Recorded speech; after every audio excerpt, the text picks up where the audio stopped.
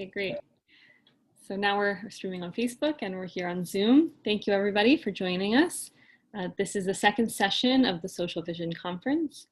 This session is called Verticality and Hasidism's Social Ethos. So we're gonna go from 1:30 to 2:30. We'll start off by short presentations from each panelist, and then we'll have a Q&A section at the end. And we'll start off that part by having the panelists speak to each other's presentations, and then we'll open it up to our other participants. So I'll just introduce all three speakers now, and then we'll go in order. Our first speaker is Elliot Wolfson. He's the Marsha and Jay Glazer Endowed Chair in Jewish Studies at UC Santa Barbara. Jonathan Garb is the Gershom Shalom Professor of Kabbalah at Hebrew University of Jerusalem. And Leore Sachs Shmueli is the Golda Meir Postdoctoral Fellow in the Department of Jewish Thought at the Hebrew University of Jerusalem, and a lecturer in the Department of Jewish Thought at Bar Ilan University. So we will start off with Professor Wolfson. Okay, thank you. I thought I would just start by kind of defining the use of verticality in social vision, just to get us going here. So put simply, it's the awareness that a divine dynamic is at play in society, and therefore a social ethos will be grounded in the sense of an absolute that, as Philip puts it on page 192, endows individuals with a moral purpose that makes their individuated personhood an irreducible absolute. So the interpersonal does not extend. Sorry, I'm interrupting. Elliot, could you please look into the camera so we can see you? Thank you. Yeah, it's hard because I'm reading from my notes. So, all right, I'll try to do the best I can. Is this better? Mm-hmm. So the interpersonal, I was saying, does not only extend horizontally, but it extends vertically as well. And for the Rebbe, this means extending to the essence of the infinite, Atzmut Ein Sof, which is in fact the only true reality. So the social and the spiritual realms cannot be bifurcated. That's an essential point of social vision. Now, according to Philip, this conception of moral, what he calls moral verticality of personhood, is the basis for Schneerson's Jewish humanism. And I just want to unpack in the few minutes that I have here this curious turn of phrase, Jewish humanism. Now, it's Philip's presumption in this book and in other books that the sociological lens can filter out social concepts that adhere in the Jewish mystical tradition, identifying them and translating them into a more universally applicable idiom. And this is what's underlying this notion of Jewish humanism. So this allows Philip to speak of humanity without specifying the precise connotation of this term in Chabad thinking. Now this touches upon the question of the universal and the particular, which I believe is the subject for another panel. But it must be said that this whole notion of verticality and the way it encompasses Jew and non-Jew can't really be assessed without taking into consideration what the relationship is. Is the universal indexical of the particular, or the particular indexical of the former? This is a crucial question. Now, I don't have time to unpack this, but I think that here the social cannot be separated from the thinking that's going on in Chabad, going all the way back to the Alter Rebbe, Shneer Zalman, the way he understands the essence of the Ein Sof, which again is the only one true reality. He puts it in one place in, I believe it's from his Sidur, commentary in the Sidur, Bechinat HaKlal Shekolel HaRibui. So the infinite is the aspect of the universal that comprises the multiplicity. And this isn't simply in the usual way it's understood that the one encompasses the many and that the many emanate or derive from the one, but rather I think more profoundly that the oneness of the one is indeed constituted by the multiplicity, right? So we could say it in this way: it's the indivisibility of the infinite that not only engenders limitless divisibility, but the limitless divisibility is precisely what constitutes the nature of the indivisibility of the infinite. I have here passages from the Rashab, which are very important in developing this idea, but I'm going to skip them now to get to my main point.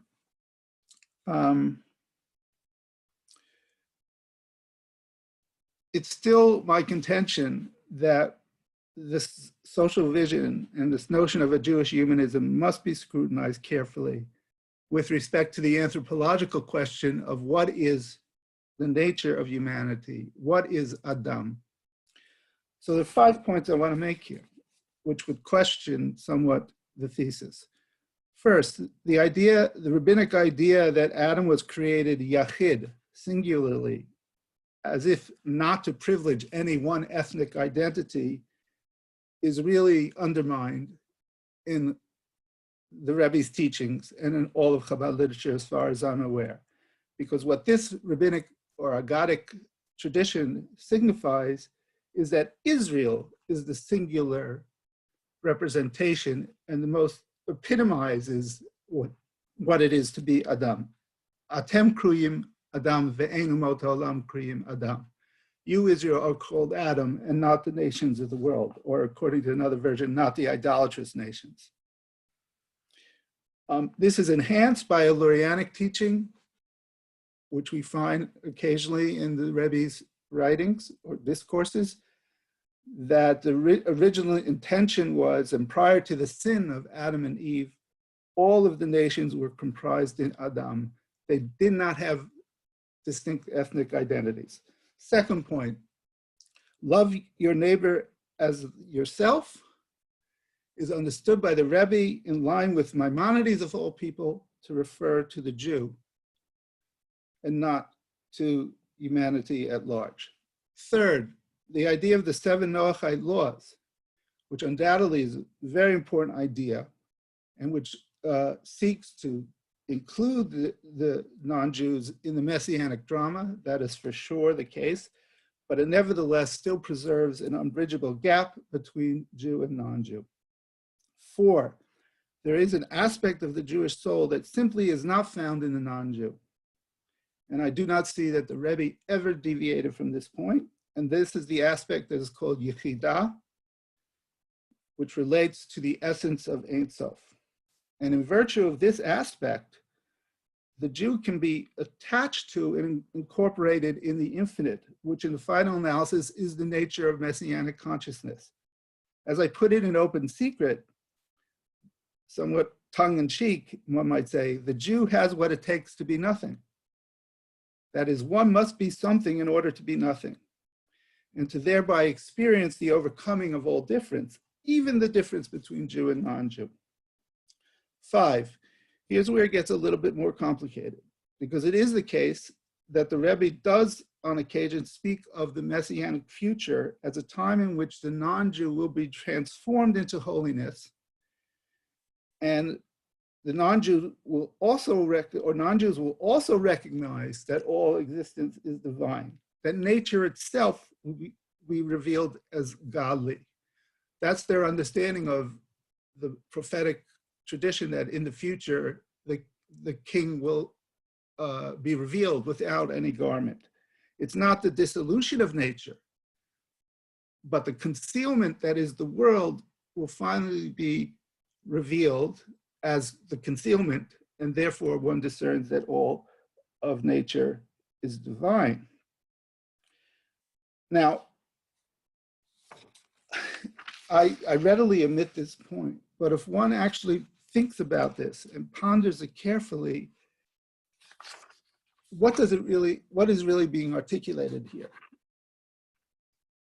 Does the Messianic vision call for the overcoming of the difference by non-Jew and Jew through the non-Jew losing what is the essence of the non-Jew, becoming somewhat incorporated into the sense of Jewishness. That's something to think about. So one final point, we get, the impression we get from this book is that Schneerson demonstrated that Hasidism is not alien to American culture. Now, is this so? I think the answer here is yes and no. Right? And I want to end with even the idea, let me say, that all people are created in God's image is more complicated. Surely the Rebbe, when he talked to people like David Dinkins, made this point. But when one looks more carefully into his teachings, we see that, like the Maharal, this does not obfuscate the difference between Jew and non-Jew. The tselem, the image, is not the same for Jew and non-Jew. And I want to end with an anecdote that illustrates this point.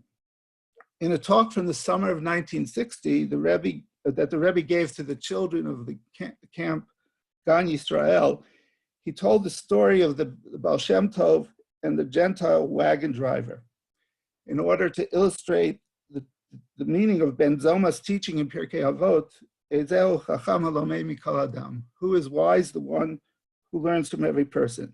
So the story very quickly is, one time a wagon got stuck in the mud, and the non-Jewish driver looked into the best synagogue, Shtibel, and he asked the disciples to help him pull out the wagon. And they said they weren't strong enough. To which the Gentile replied, "You are strong enough, but you simply don't want to do it."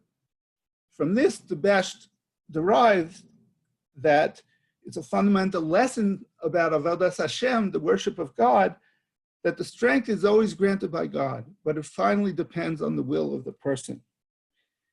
But if one listens to the talk, one hears that in the beginning of the story, the Rebbe says, a Jew can learn about Avodas Hashem from a guy, lahavdil. So the very point of the story is upended by that term lahavdil. It bridges the otherness by maintaining the other's otherness. And I think when one reflects on what is promulgated in the social vision, one has to think very hard about that semiotic signifier, lahavdil. Thank you.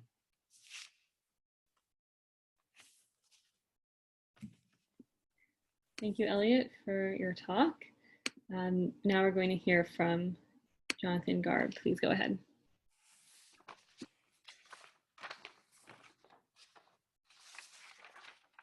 Social vision is a genuine breakthrough. I'd like to frame the context of this breakthrough, that it's a commonplace that the study of Hasidism is rather sharply bifurcated between the more phenomenological, theological approach and the more socio-historical approach.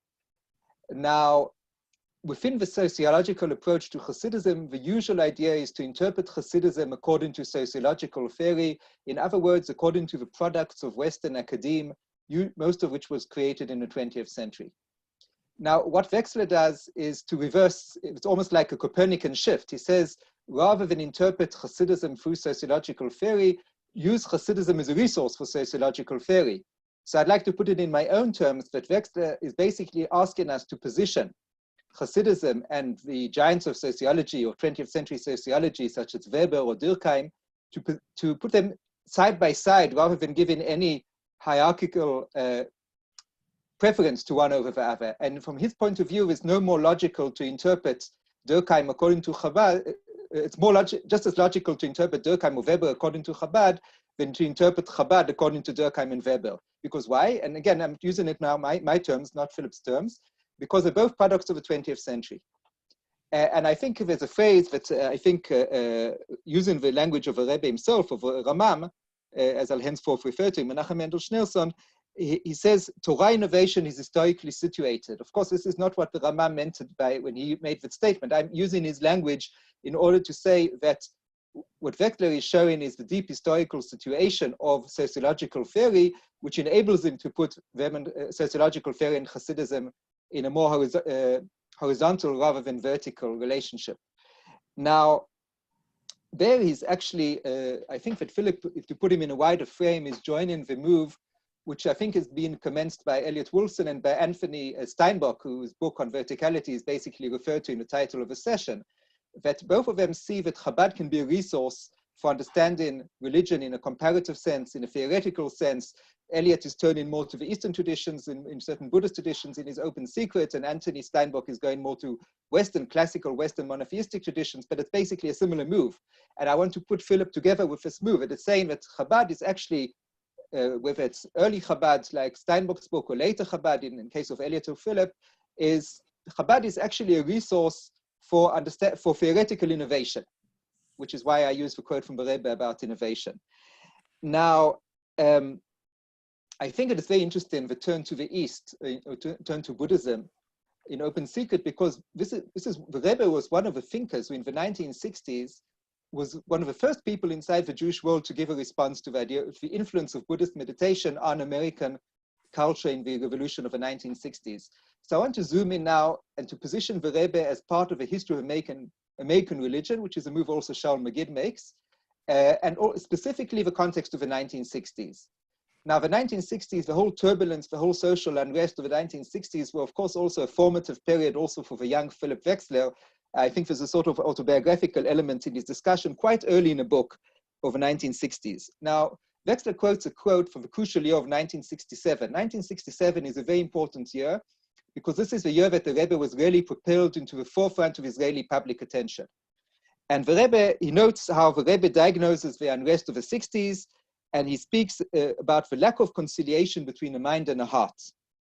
So I want to focus in now on the question of a conciliation between the mind and the heart and related to verticality, this time as a concept, not just as a book title, and to speak about the mind and the heart of what I would call psychosomatic or psychophysical verticality. We've got in classical Chabad already in the Alter Rebbe, already in Sefer HaTanya, we have the idea of a head ruling the heart, which is something which, of course, the Rebbe refers to in this 1967 talk, but especially the idea of the Rebbe himself as the head, that the Rebbe is the initials, the acronym Rosh Bnei Israel, yes, the left is Rebbe, that the Rebbe is the head of the people of Israel, and the head really rules the entire body. So this is the verticality. We've got the head, which rules the heart, the Rebbe, which rules the people. That's the theological model or the psychological model of the mind and the heart, and the sociological model of the Rebbe ruling the people. Now, in later Chabad thought this is modified. There's a three-dimensional idea of the depth of the heart. That's more in the Rebbe Rasha, but let's go back to Wexler rather than, if we get into the whole field of later Chabad, we'll stray off a track. So I want to stay with this 1967 talk, and I want to speak about the question of ritual. Now, the word ritual doesn't appear in the index. It doesn't play a major role in social vision, but it has an important role in social vision. And he uses a very good formulation in page 57. He writes, ritual observance is a fundamental mechanism for the regulated conciliation of the mind and the heart. So social unrest comes because of lack of conciliation of the mind and the heart, and ritual is a mechanism for the regulated conciliation of the mind and heart. And then he put it earlier on Wexler, Ramam really did see the ritual structures of the Torah lifestyle as channels for suitable transformation of human consciousness. Now, channel is a very important idea because channel means, again, flow, vertical flow from top to below. That's the idea of a channel, especially in Kabbalah and Hasidut. And the idea that the ritual is what connects the higher and the lower, creates a channel, a transformative channel, as Wexler puts it. Now, he shows there that the Rebbe saw the first of his 10 campaigns, his Mivtzaim, the Tefillin campaign, as a mechanism to bring about the conciliation of the mind and the heart, because the Tefillin, the head Tefillin for the mind, the hand Tefillin for the heart, the connection, which is symbolized by the chords. And this is what will repair the social unrest of the 1960s. Now, this is exactly the same trope that he used in the Six-Day War, because he said that the head Tefillin, based on the Talmudic saying, he said the head Tefillin will lead to the victory in the Six-Day War. So his famous, one could call it prophecy of the swift Israeli victory in the Six-Day War, was based on this idea of the Tefillin as creating the deterrence and creating the victory. Now, I have a historical comment that another great 20th century Jewish mystic, Rabbi Yitzchak Cohen Cook, he actually launched his career with a mission tour throughout Jewish communities in Eastern Europe. to propagate the correct observance of tefillin. In the case of a Rebbe in 1967, it's already that people should put on tefillin at all. In the case of Rav Kook, it's just they should put him in the right place on the head. It's the head tefillin. That is his focus. And this is his first book. Chavash Pe'er, his first book was a book about tefillin.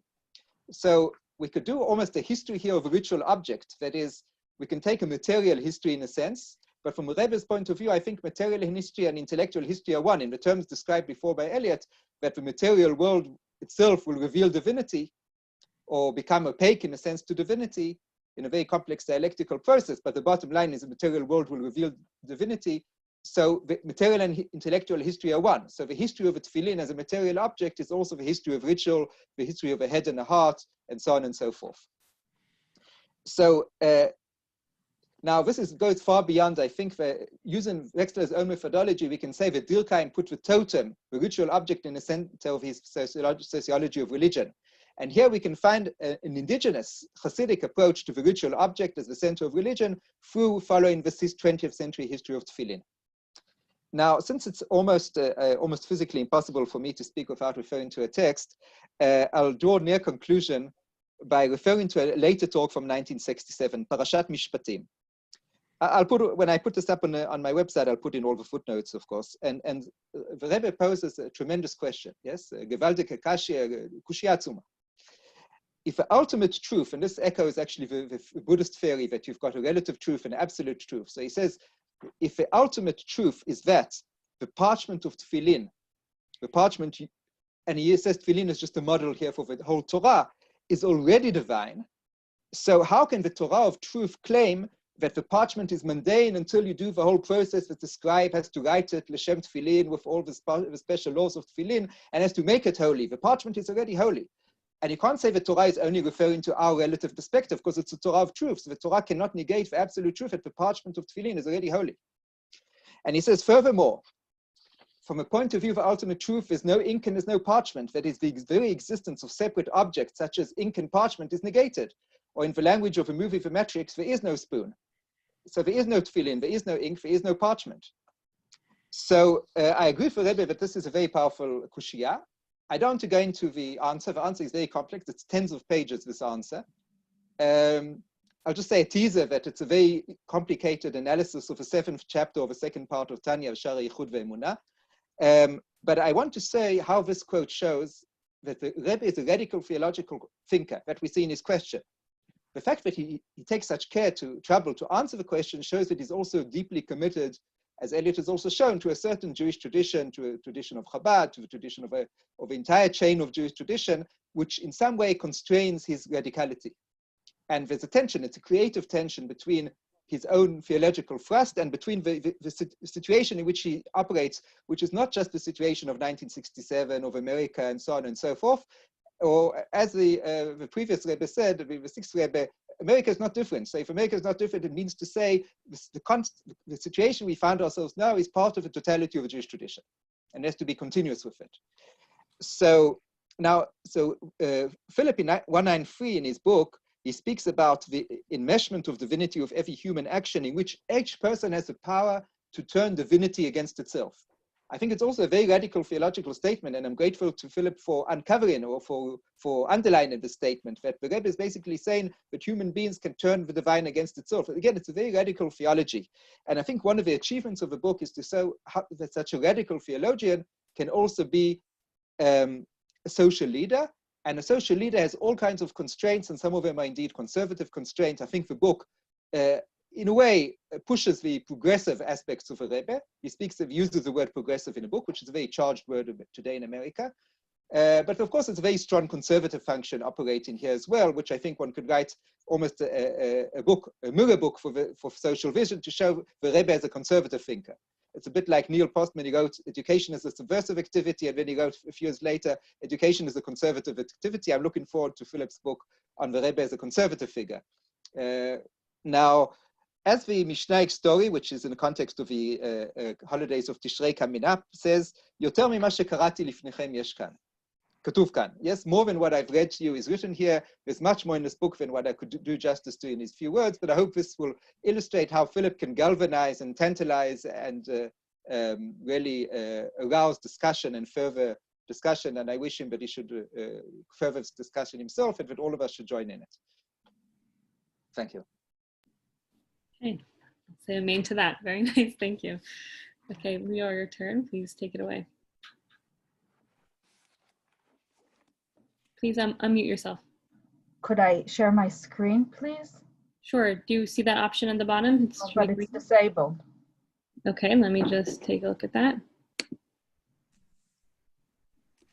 Okay, while you're enabling my screen, I would like to start. I'm very honored and humbled as well to be part of this panel with the world-renowned Kabbalah scholars who are my teachers, Professor Elliot Wolfson and Professor Jonathan Garb, and I hope that I'm able to contribute something for this discussion that is worthwhile on such a profound topic as verticality and Hasidism social ethos. Is my screen good? Let's see. One moment.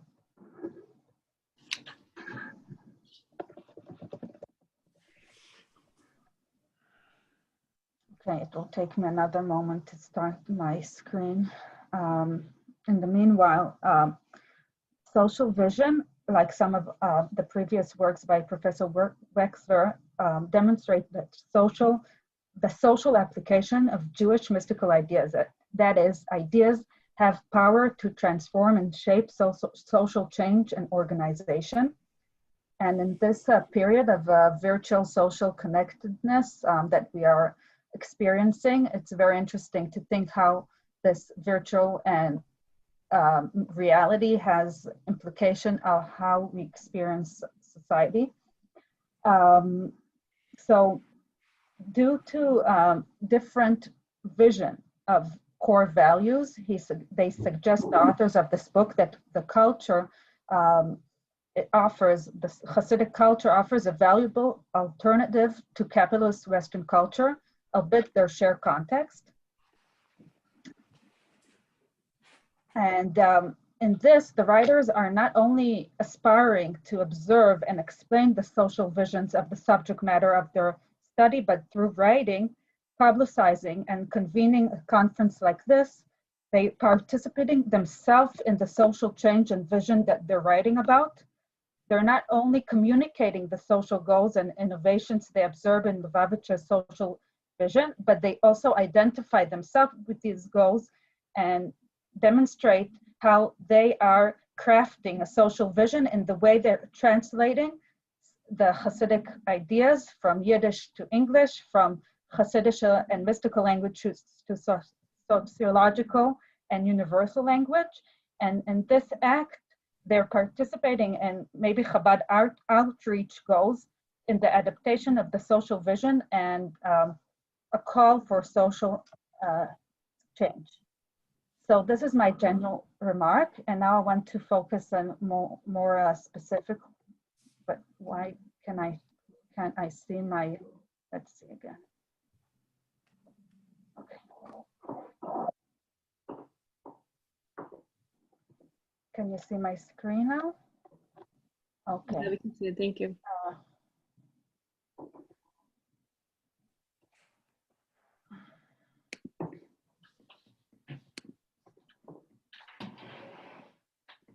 Okay, so what I want to do in this lecture is contextualize the three loves, which are one, it's the mystical idea cited in social vision, and offer some observation about the context, the sources, and contemporary adaptations, and finish with a short observation of a suggestion for further research and beyond the Rebbe's vision to actual Hasidim.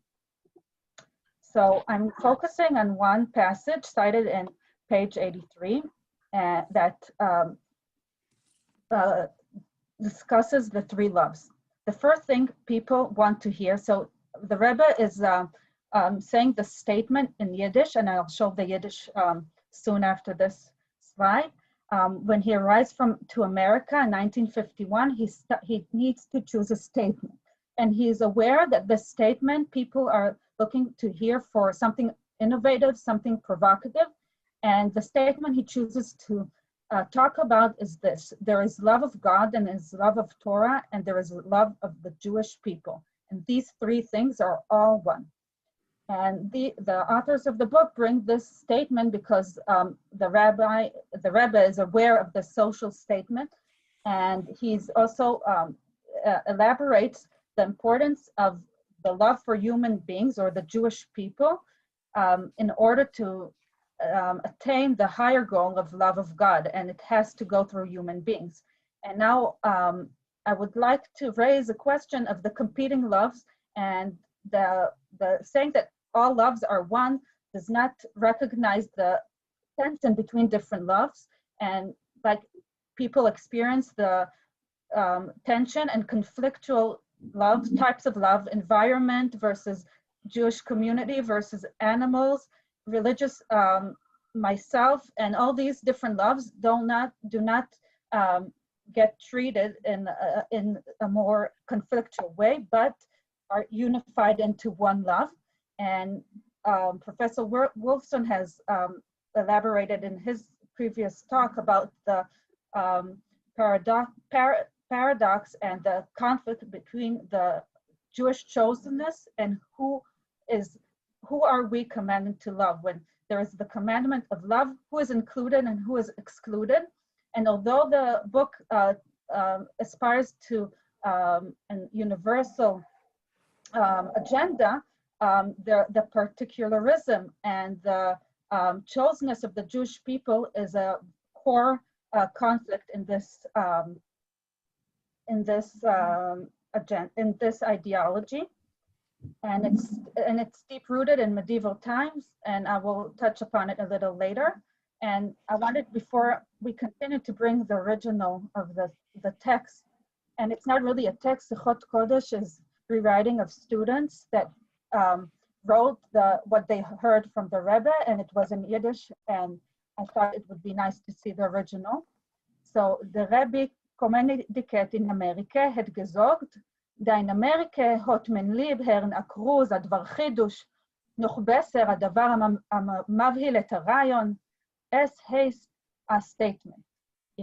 And then he doesn't know if it's really radical, but he knows that's what people expect him when he comes to America. And then he says, דדרי אהבות, אהבת השם, אהבת הסורה, התורה ונאהבת ישראל, כל אחד. מכן נטפון פונותר silence vision זה, warum sie ist כל אחד, ואין עצם. So essentially, they're all one in their essence. Und das sein Achut המשולש, was לא ינתק, und das wird euch bringen zu der Geula. So there is a messianic spice from the beginning. The statement, by practicing it, by actualizing it, will bring the Geula, the Messiah. So I would like to shed some light on the source of this saying. This dictum was in research was supposed to be the best idea, but Isaiah Tishby showed in his article that this idea, Kucha Brichu, Raita V'Yisrael Kul Echad, is in the Ramchal, the Italian modern Kabbalist, and Mitnagdim and Hasidim use these statements, and it's not just a Hasidic idea. So it's interesting for me when we explore social vision as a Hasidic vision. Are there differences between Mitnagdim applications of the social ideas of Kabbalah, or they share a common social ethos? And Mendel Pekaj, in his book Between Ideology and Reality, shows the problematic way that Hasidic reading of this mystical idea of love of friends, and like Professor Wolfson noted, who is included in this love of friends, and the neighbor is only the Jew. And also I think Professor Garb talked about the organism, that the head is the Rebbe, is loved more than the toes. So even in this idea of love, it's not an egalitarian love. There's a hierarchy between the different parts and limbs in this organism. And how do modern people that live today could identify with these hierarchical ideas is a question for readers of this book. And because Professor Wolfson spoke more about this, the roots of this idea, I will just summarize. In Open Secret, Professor Wolfson writes this when he summarized the paradox between Jewish chosenness and universal responsibility. It should be struck straight away by a balanced contradiction. On the one hand, the intrinsic nature of the Jew, in contrast to the non-Jew, is tagged as the ability to be integrated in the essence, and we saw the etzem before in Yiddish, the essence. But on the other hand, in that essence, opposite are no longer distinguishable, whence it should follow that the division between Jew and non-Jew should itself be subject to subversion. I'm not sure this is reconciled, and the competing loves are reconciled in the Rebbe's framework, but we have more experts than myself to answer this question.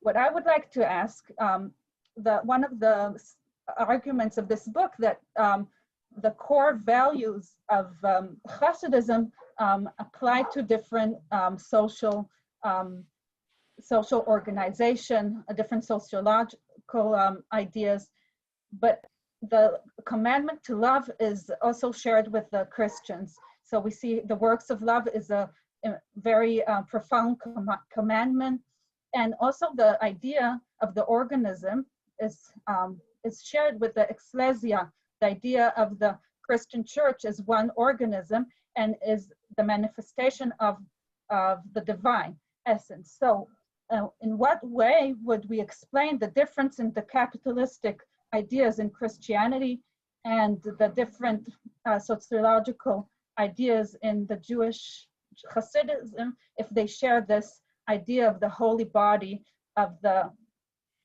group, of the community as a manifestation that excludes others?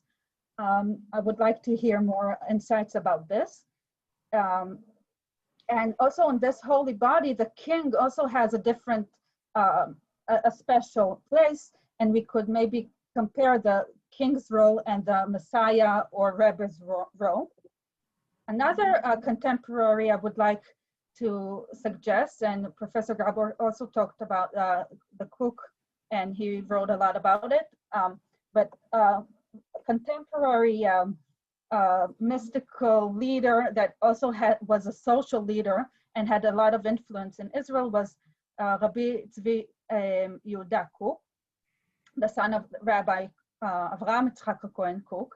And comparing between the Rebbe Lubavitcher and Rabbi Tzvi Yehuda Cohen Kook emphasizes the difference between the mystical translation of the Kabbalistic text and for diaspora Judaism and versus for Zionist national mysticism. So in 1917, it's a few years, I'm sorry, it's not 1917, sorry, it's 1957. It's my mistake, 1957, a few years apart from the passage we read from Schneerson. In a talk of Rabbi Tzvi Yehuda for Ezra, a youth group, he speaks about the two essential points, and this is my translation.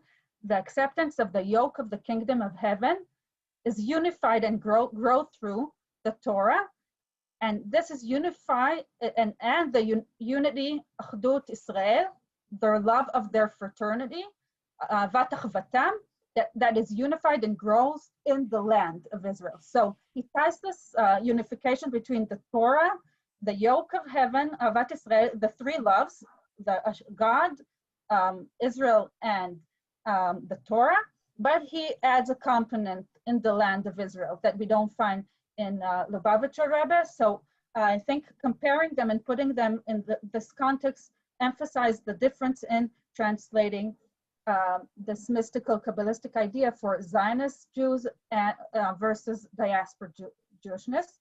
And it's interesting, if we spoke about the love the particular love versus universal love, to read Avraham Yitzchak HaKohenskuk, Rabbi Tzvi Yehuda's father, and his attempt to configure love for all creatures beyond the Jewish nation, but he also has this tradition of Jewish chosenness.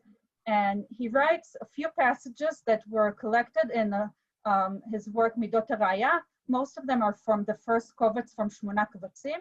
I put here only one passage that also talks about these three loves that we spoke about, but instead of the love of Israel, he talks about the love of all creatures. So I'll read shortly. It is impossible not to love God, and it is impossible that this power of sweet love does not nurture a practical outcome.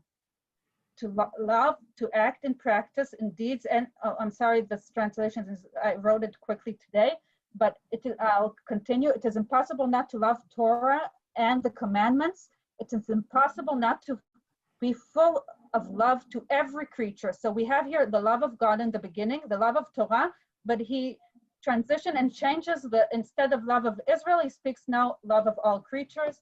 And this is another topic to compare the mystical translation of the sociological and social ethos of mystical traditions and how they are moderated in different modern contexts. I will finish with a short note that one of the most interesting things that were analyzed in the book is the Aleph Institute and the idea of prisons and the Rebbe Lubavitcher participation in a social change in the incarnation of prisoners. And what I found interesting about this is that here in this chapter, the authors not only cited the Rebbe's ideas, but also the Aleph Institute and their website. And I think this is a promising direction for future research to, if we're interested in social vision and in social and mystical society, to move beyond the Rebbe's vision and investigate and observe Hasidim themselves. How do they understand their social mystical ideas, and how do they practice these ideas? And these days are give the opportunity that a Kabbalah scholar of medieval times or even early modern times don't have this various data and research and media to investigate the rank and file, the ordinary people. And I would like to hear more about how Hasidim live the ethos of mystical society. Thank you very much.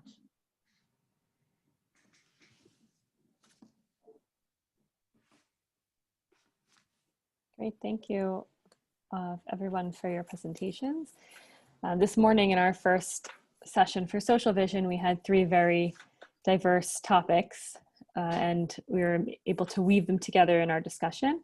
I think here it will be a lot clearer that each person spoke about something very related, and I think the conversations flowed together very nicely.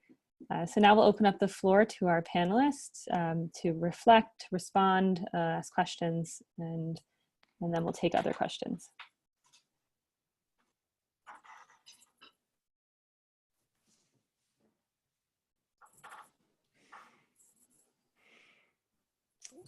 Well, if no one else has a burning question, maybe I've got one question for Elliot and a question and comment for Leore. My question for Elliot is, when the Rebbe did something quite remarkable, because a lot of people, let's say in Chabad and otherwise, were not entirely happy with the David Dinkins, the first black mayor, I think, of New York City, especially in the background of the Crown Heights riots. And then when the Rebbe came and said, we want people.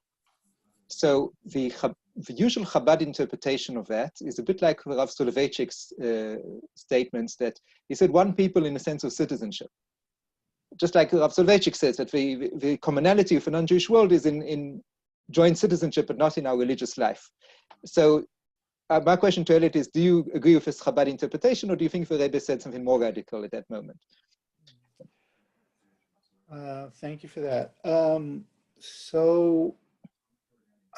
I think it's similar to Soloveitchik in the sense that we still have to maintain some dichotomy here. And I wouldn't say it's dissimilitude. I think when the Rebbe spoke this way in relationship to Dinkins, and also when Dinkins came for one of the dollars, getting a dollar, the Rebbe said to him, we're all created in the divine image. But still, there is a dichotomy here. He wasn't revealing completely, what is at the core of his thinking. However, it's different in Soloveitchik because the Rebbe did, through the Sheva Mitzvot B'nai Noach, intensively and aggressively try to rope in the non-Jew in the Messianic drama. So we can't maintain that distinction that Soloveitchik maintained. It somewhat breaks down. And that leads to what, as you pointed out, and I think Leore also points out, to a very creative tension. There's a very creative tension here. So when I spoke of the problems of the Lahavdil, it wasn't to denigrate, but it was only to accentuate the complexity and really the creative tension that is in the Rebbe's teaching. Okay, thank you. I think it clarifies for me at least.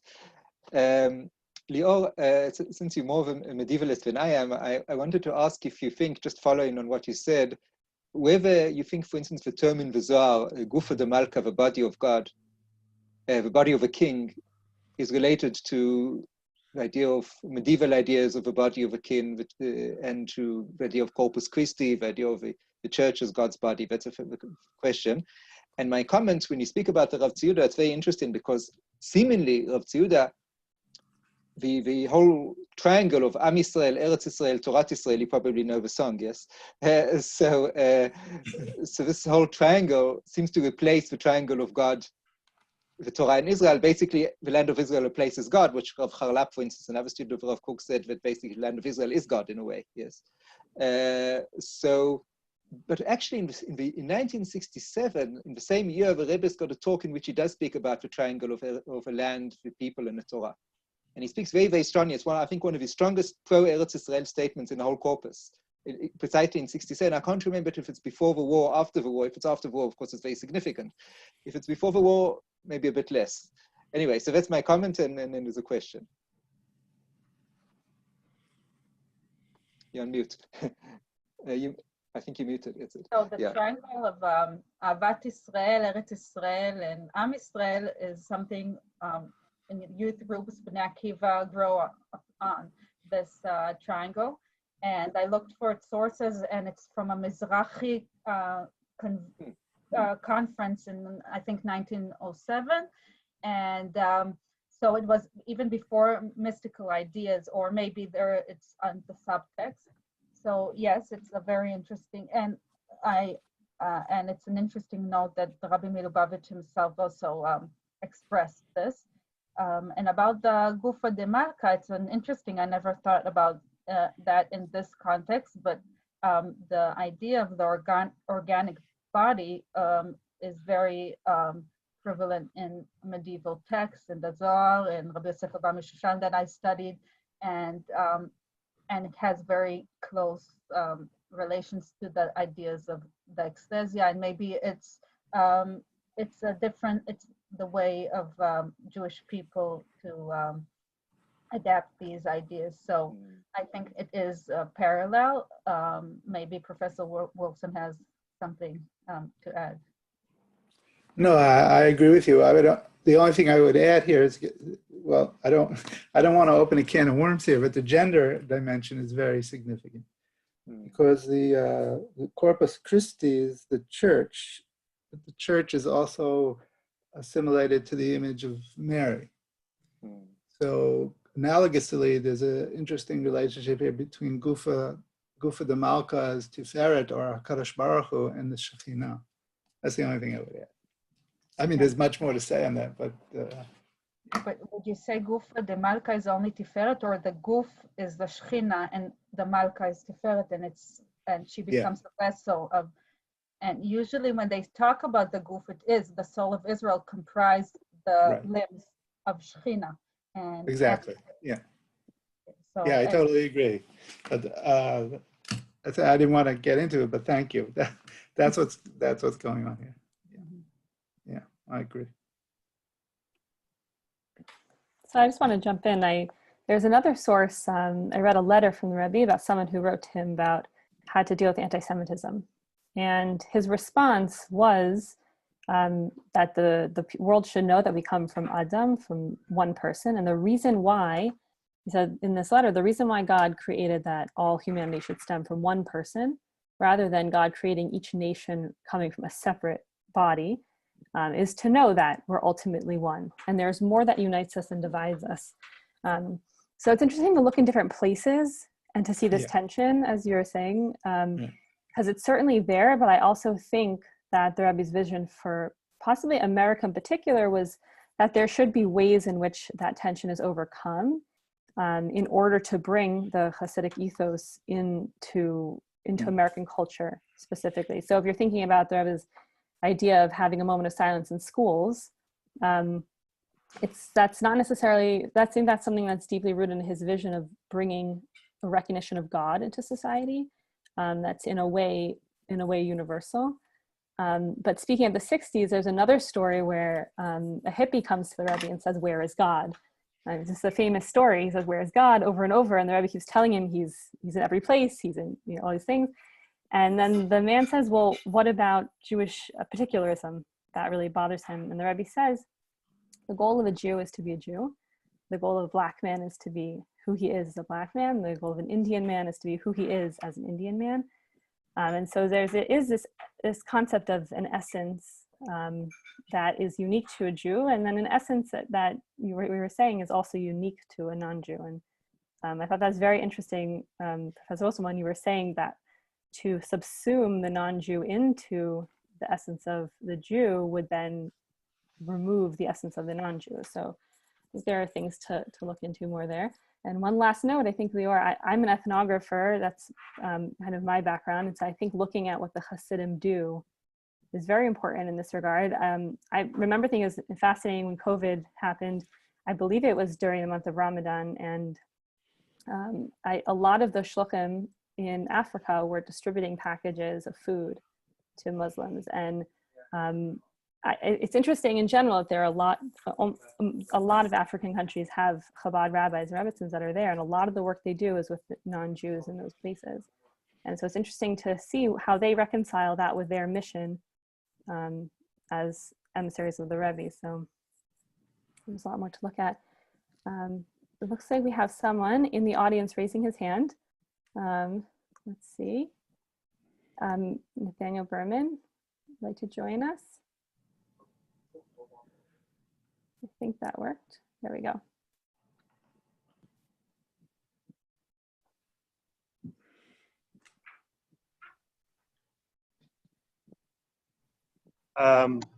Should I go? Sure, go ahead. Okay. I just want to thank everybody for these amazing talks. Really is an honor to listen to them. I have so many questions, but let me just ask something about the current intellectual climate, and really get triggered by something Chava just said, right? And very, very much provoked by Elliot's amazing talk. As well as the historically locating it in the 60s, like that Joni said. There was a time in the United States when the issue was between universalism and particularism, and that's certainly still true today. And that was certainly a thing in the 60s and 70s, the upsurge of ethnic pride, and so on and so forth. The current intellectual moment, at least among the younger generation, in my experience of it as a college professor, is that is no longer where the real tension is.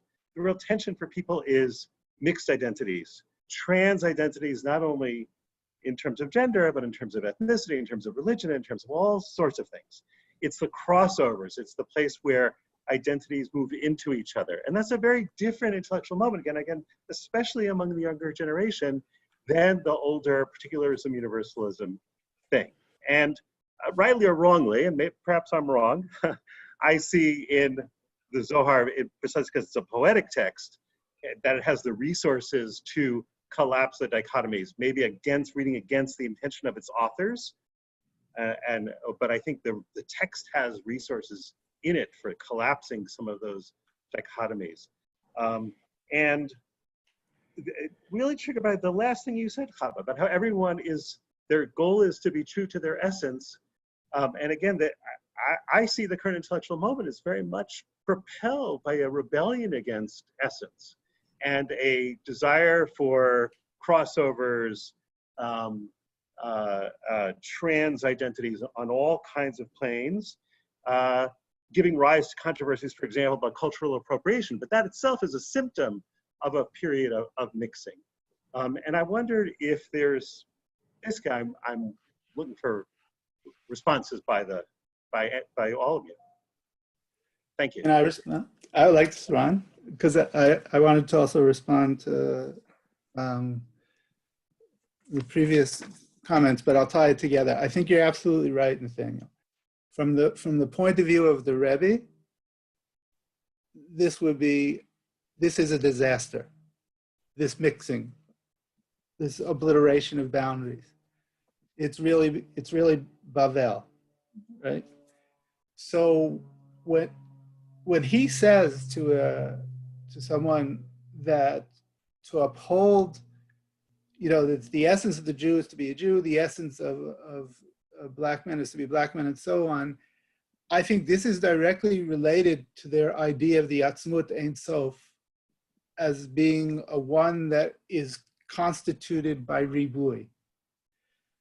However, he doesn't ever fully disclose the other side of the story in these contexts. When he writes in that letter, that notion that we all come from one Adam, that is somewhat disingenuous to another side of his understanding that Atem kruyim Adam ve'enu moto olam kruyim Adam.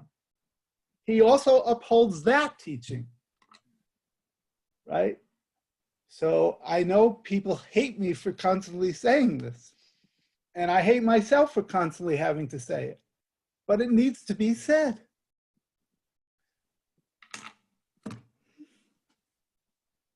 Good to see you.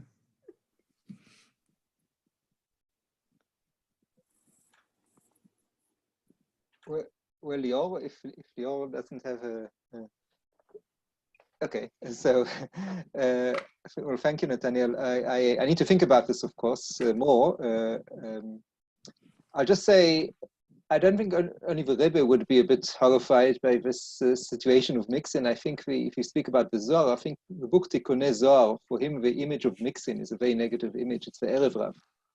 Asaf Tamari is a nice article. He chases the whole history of this. And I think there are contemporary responses, semi-contemporary responses to the mixing, of course, not to America, more to things in Israel. For instance, somebody like Israel, Eliyahu Weintraub, but for him, basically, almost anybody outside Kolel Chazonish or Erev Rav. So for him, of course, for him, the Erev Rav is the Cook Circle, is the Mizrahi, that they want to mix Torah and nationalism and so on and so forth. I agree with the comments before me. I see in the Zohar, the talk about the 70 Sarim, the angels that are essential entities to signify the essential difference between the different nations. And there are interesting intermingling through the Pilegesh and concubine that I go back to Rabbi Yosef Abba, he speaks about the concubine and the way that Gentile seeds go into Israel through Ruth and other mothers, and he sees a redemption through this. But doesn't collapse, or it's more if swallows the Gentiles in Israel more than respects the otherness as a pure entity, because these entities are always demonized, and I don't need to tell you, you're an expert about of the demonizing of the other in these traditions. So I would say that modern mystical social leaders have a very problematic traditions to work with, and to ascend beyond them into a postmodern society is a very big challenge. And I'm not sure there are yet leaders that are able to reconcile between and I think what social vision attempts to do is they say maybe we shouldn't reconcile. Maybe there's a different ethos that we have that is different than this universalism. But as a modern Orthodox Jew, I think for me it's not easy. And here I prefer the more safe base as a scholar, just talking about what they think and not what my personal opinions are.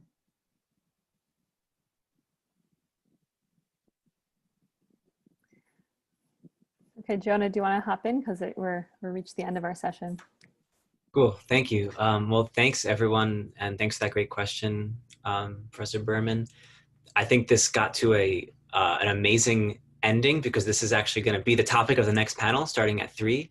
It's going to be exploring the Rebbe. It's between the Rebbe universal and particular. So please come back into the Zoom room in half an hour, go bathroom break and get a snack, because we have another hour of great. There are people that still have questions. Maybe we could extend a little the question and answer time. After the next session, there's going to be some time people can rejoin the room and hang out. But just to give people a break, everyone can leave now, and those people can maybe ask a question while we wait for the next session to start. But just for everyone, this is the official end of the session, and we'll stop streaming now, and then we'll give people room to ask questions now, and also know that later in the evening or wherever your time zone is, after the next session, we'll have time for people to schmooze and talk.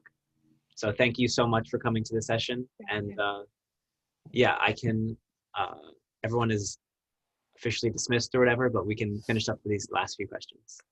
Okay. I'll bring in, oh, I am not a co-host. So Denise, can you bring in Larry Schiffman? Oh, now I'm a co-host. Excellent, thank you. Here, this should be, I think we only have about like 10 minutes before we have to prepare for the next one. But I do want to get these questions in as well. So I think Professor Schiffman should be coming into our room right now. May take a second. There we go. Second. Okay, can you hear me now? Okay. We can hear you, but we can't see you. Yeah, Oh, okay. now we can see you. Okay, so you know what the trick is with all this? You see everybody's books, whatever books are behind them. So, okay, I want to thank everybody for these presentations, and there's a part of this that overlaps with what I'm going to be saying in the 3 o'clock session, but I wanted to make one point that I think is very important in all this discussion, and that is that every single form of Judaism that exists up until today from ancient times has to deal with the tension of this issue of particularism versus universalism. And in fact, it starts in the Tanakh and it runs in Chazal and everything else. And the truth is that I think to a great extent, what you're getting in the Rebbe's presentation of this, and I had the advantage of rereading Elliot's material on this just 2 days ago, what you think that you're getting to a great extent is the Kabbalistic / Hasidic reflection of this issue. Now, sometimes it sounds more blunt and less pleasant than in some other sources, but the reality is it's not all that different. And how can you see that? You see that the minute you hit the halachic sphere. because nobody talked about one word so far here in this whole thing about halacha, and talking about the Rebbe without halacha is like talking about guf b'li neshama, or maybe we should say neshama b'li guf, we should say. So at any rate, what's going on here is that if you'll take the case of shluchim in Africa helping non-Jews, this is just a very simple halachic thing. It's a halacha that Jews are supposed to help. Mefarisim, aniyeu mota olam. It's a halacha. Why is it a halacha? Because of exactly, Elliot quoted the stuff before. Elliot, you shouldn't say people should hate you for this, because you didn't say it in a way which is not right. It's fine. It's right. And the reality is this is what's in the material. And I think that the problem is it's in a certain tension with other requirements of the halachic system. And the halachic system defines all human beings as one at the same time as defining Jews as different, separate, or in some ways on a higher level, as you see in the Kabbalistic Hasidic sources. So, but this is the Am Segula and all this stuff. So what I'm simply saying here is that I think we sometimes have a problem of acting as if something in Chabad is unique to Chabad. That's just plain Judaism. And this happens very often, and it's something which has to be guarded against in our work. And so I also caution again in this particular case that we need to remember the halachic framework, and the halachic framework provides a certain set of lines of how much you differentiate and how much you don't differentiate and where you differentiate. And I think that that's a very important point. That's why Elliot's point about the Rebbe not liking this kind of mixed identity scenario is right. But again, this is all based on things like shatnes, kilayim. There's a whole halachic principle of keeping things separate from other things. But we have to remember this hilchot tarovet.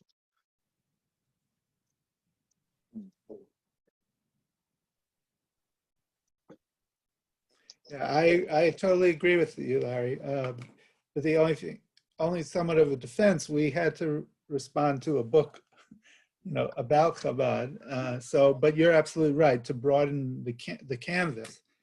And I think if I could say what you said in the paradoxical language that I like to use. I love that. It's always been the case that the sense of Israel's election is predicated on an exclusiveness that is inclusive of its own others. That's the paradox.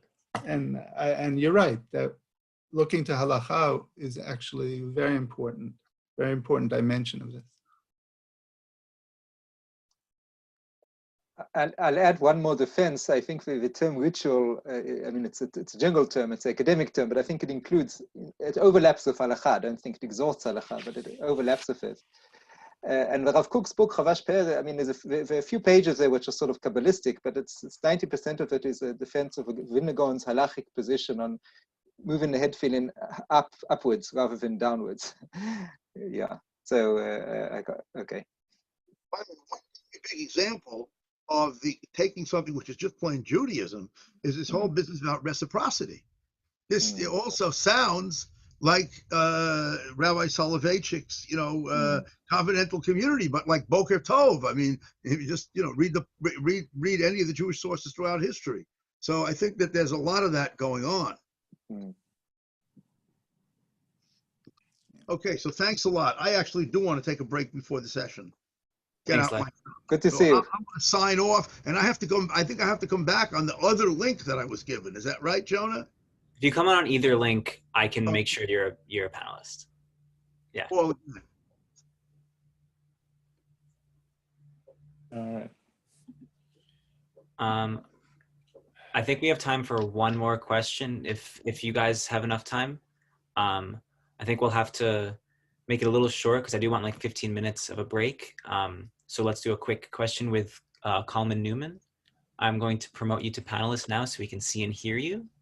Might take a second. Wait for it. There we go. We still can't see or hear you, but we see that you're in the room. Hi. Okay, hi, I'll be short. First, something very short for Professor Garb, if you ever publish it. Rav Kook's, the name of the book is Chavez Yeah, Pe'er. yeah, okay? Of course. Okay. I just happen to have it here on myself. The second thing is, I thought Larry went off, but it's not, you know, the Rambam and Chabad have different understandings on the difference between Jews and non-Jews, right? Menachem Kellner has written 20 books on that, right? So it's not that this is a common issue, right? Chabad have more of a problem because they believe in an ontological difference, as Professor Wolfson said, right? Because the neshama of a non-Jew is different, and for the Rambam, there's no such issue. So the paradox is greater, the difficulties are greater. Okay, and I'll just end with a short anecdote, which I remembered. It connects two people who we're talking about now. I remember in one of his books, Hugo Bergman describes that he participates regularly in a shiur in Chabad that I believe was the shiur that Rabbi Steinsaltz used to give at the house of Shazar. He said, that's one of the shiurim I go to recently, but the only thing I'm not able to accept there is the constant repetition of the difference between the Jewish soul and the non-Jewish soul, because really Bergman was a type of religious humanist who could not accept that. Okay, thank you very much. I was really... I would like to comment on your comment, if I may. So Pekach, in the between ideology and reality, he distinguishes between the philosophical sources and how they are, when they establish the commitment to social love, they are developing Aristotle ideas, and they're more universal. And he shows how the Hasidism uses and depends on the Kabbalistic traditions that are much more essentialist and differentiate between the essence of the Jewish soul and the Gentiles. Exactly. Yeah. Precisely. Okay, so thank you very much. It was very, very, very... Did I just say, you're absolutely right about the Rambam not having the same problems. However, it's interesting that in the Mishnah Torah, V'ahavta l're'echa kamocha, he says the Re'ah is the Jew, the Rambam. The only source that I'm aware of that includes non-Jews in V'ahavta l're'echa kamocha is Sharei Kedusha of Chaim Vital, of all people. Yeah, but my point is that this is important for the Rebbe because he follows the Rambam on this. But you're right. When you look at it from a more total picture, the Rambam doesn't have any of the problems that we're discussing. I agree with you. Yeah. This is such a fascinating conversation. I wish we could have it all day, but we do have to stop now. Thank you very much for again, later this evening or after the next session, we'll have another Zoom room that everyone can schmooze in for a little bit. But for now, we'll have to Thank you very much.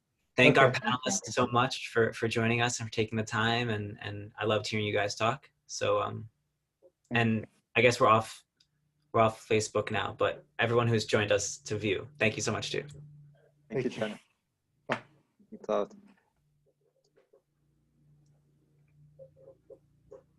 I'll leave the session open. Yeah, I think so. There's people still that I think are going to stay on, the attendees. Yeah. So we'll just leave it open for now.